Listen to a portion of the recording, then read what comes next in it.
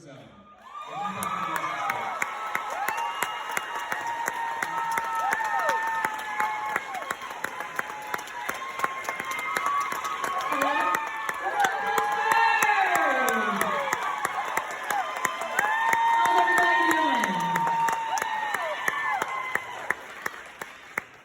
Very nice to be here today as Lynchburg Zone. The first time I was ever on a stage like this, it was my kindergarten graduation. The teacher was calling us up one at a time to announce what we wanted to be when we grew up. Funny, right? So I, who had cut my bangs the night before, walked up to the mic like, "Hi, my name's Kathleen, and when I grow up, I want to be a hair cutter." I know I won't be able to beat that performance tonight, but I'm hoping it can be a close second. Who's drinking tonight? I knew there'd be one or two of you. Good. Just a friendly reminder for those who are drinking over 30. If you have plans tomorrow, don't go out after this. Drinking after 30 is kind of like being kidnapped. If they take you to a second location, you're probably going to die. True crime fans know what I'm talking about. Me too, man, it's got me. And I've had anxiety over the last couple weeks. And my wife was like, have you tried not listening to murder podcasts every day? And I was like, no! That couldn't be it, right? Thank you. Speaking of anxiety, guys, there's something I need to tell y'all. It wouldn't be right if I went this whole set without just coming out with it. I know I have some coworkers and some students here, but it's time you knew. It's part of who I am and I've known since I was a kid. I was a horse girl. For those of you who aren't familiar with this extremely cool and popular, trendy pop culture reference, horse girls were those girls that were that extra level of horse obsessed. You know what I mean? Like, you wanted a horse, but somehow also wanted to be a horse at the same time. Like, in elementary school and middle school and like sometimes high school. Horse girls walked so that Taylor Swift could trot. Thank you. You're welcome, Taylor. We did the hard work. I had the t-shirts, I had the books, and I had the condescending looks for anyone who didn't get the My Friend Flicker references. Just like right now.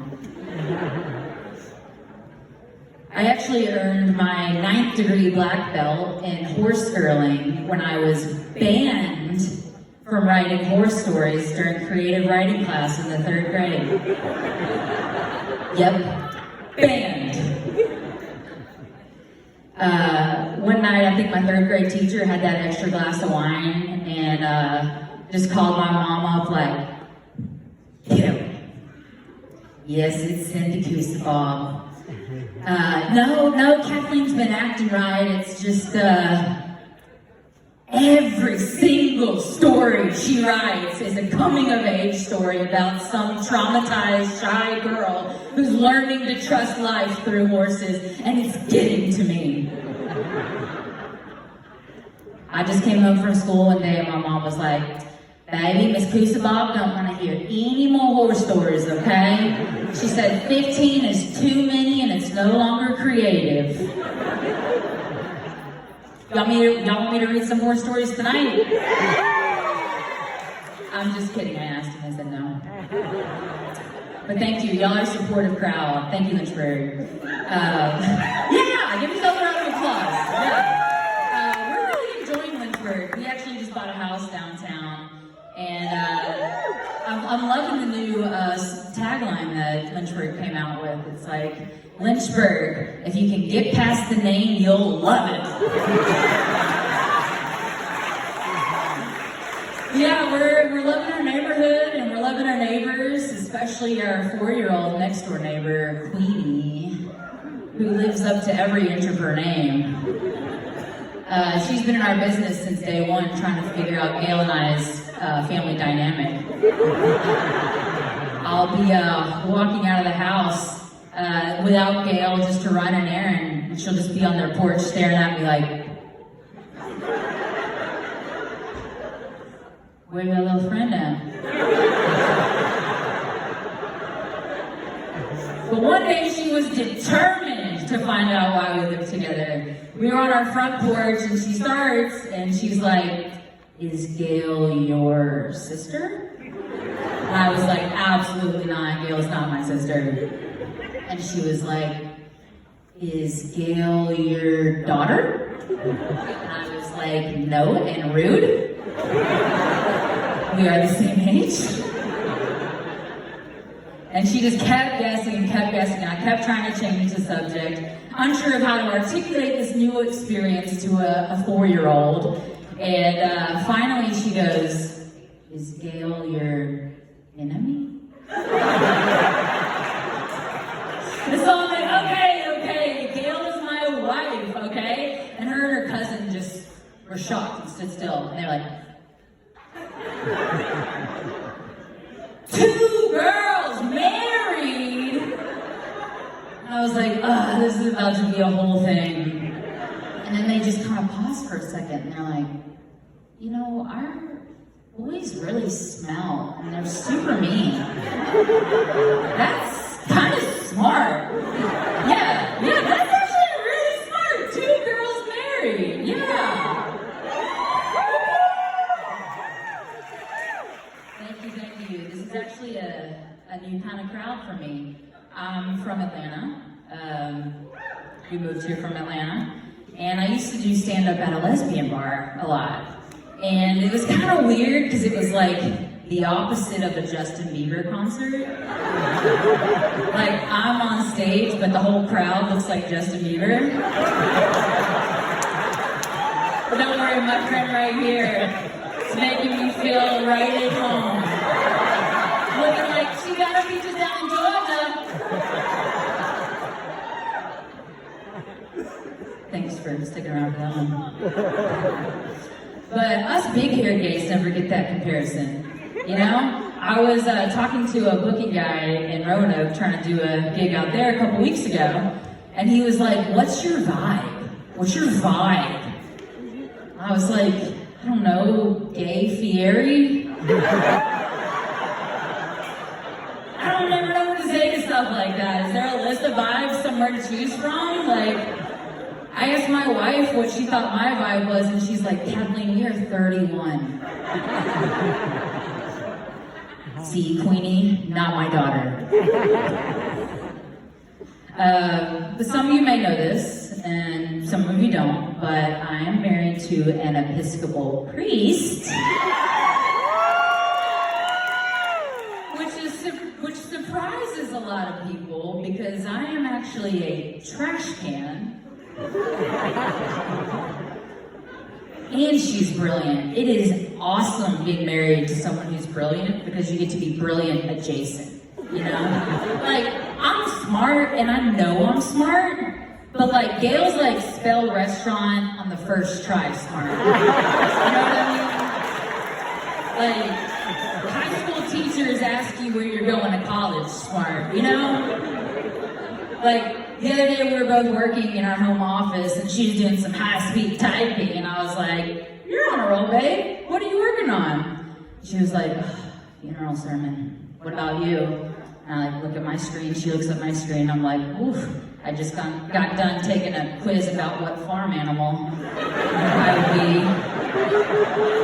And I think after this you guys know which one I got. I'm from a little place some might refer to as rural Alabama. That's some decent wooing. Thanks, Mom. Where I grew up with redneck Puerto Ricans, whose vibes were probably a lot like you're imagining. It was a total mind screw as a kid to have 6 uncles that looked like George Lopez but sounded like Larry the Cable Guy. I remember the first time I ever met a Puerto Rican from not Alabama, and I was like, she don't even sound Puerto Rican. She hadn't said y'all once. Growing up, the only organic thing we had in the house was natural light.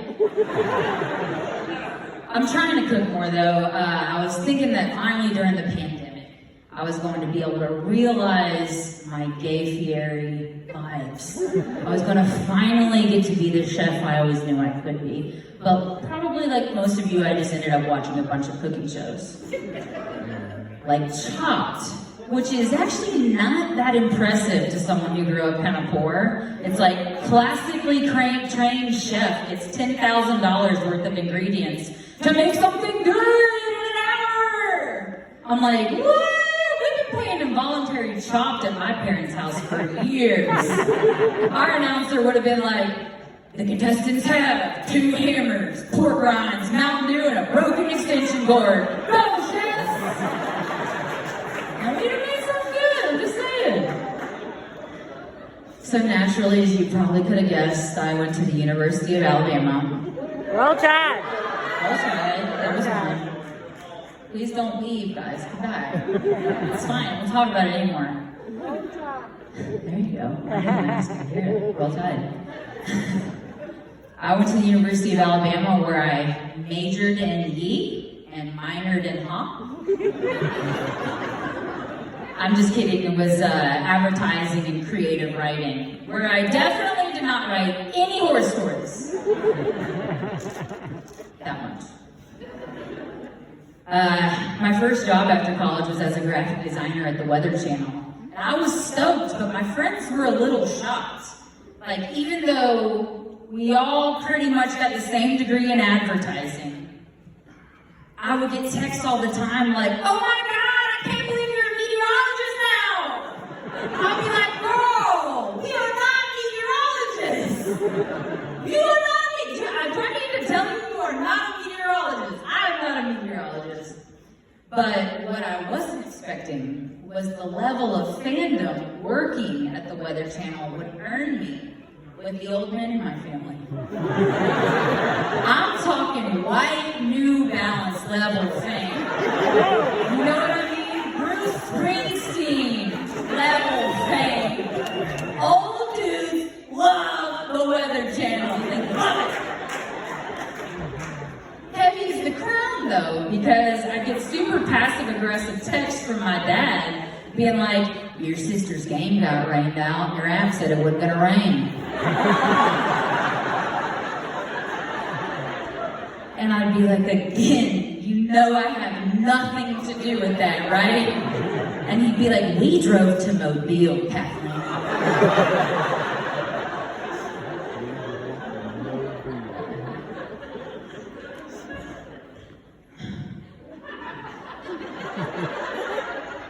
So, I'm not gonna like tell the Catholic Church what to do.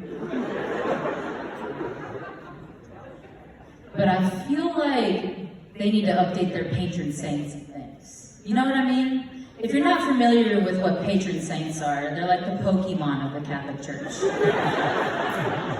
Catholics have saints designated for different things, like if your animal is sick, you pray to Saint Francis of Assisi.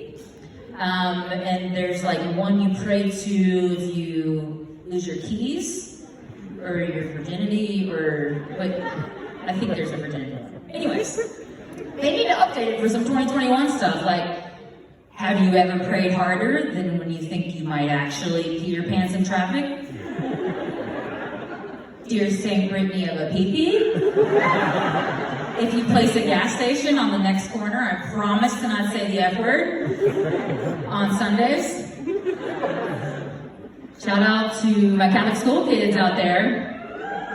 Chances are, if you went to a school that started with the word saint, you probably aren't one now. Hot take. Which is fine. It probably means you have great vibes. And so what if you didn't get to grow up to be a famous horse novelist? Or whatever your equivalent of that dream is.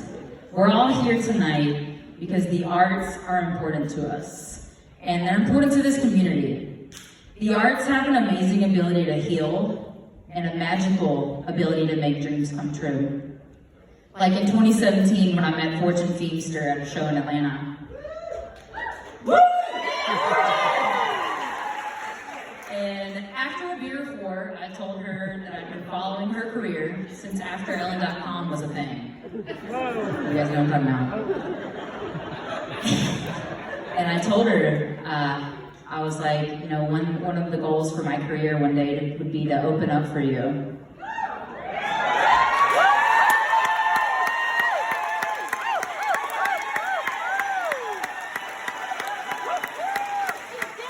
And she was like, all right.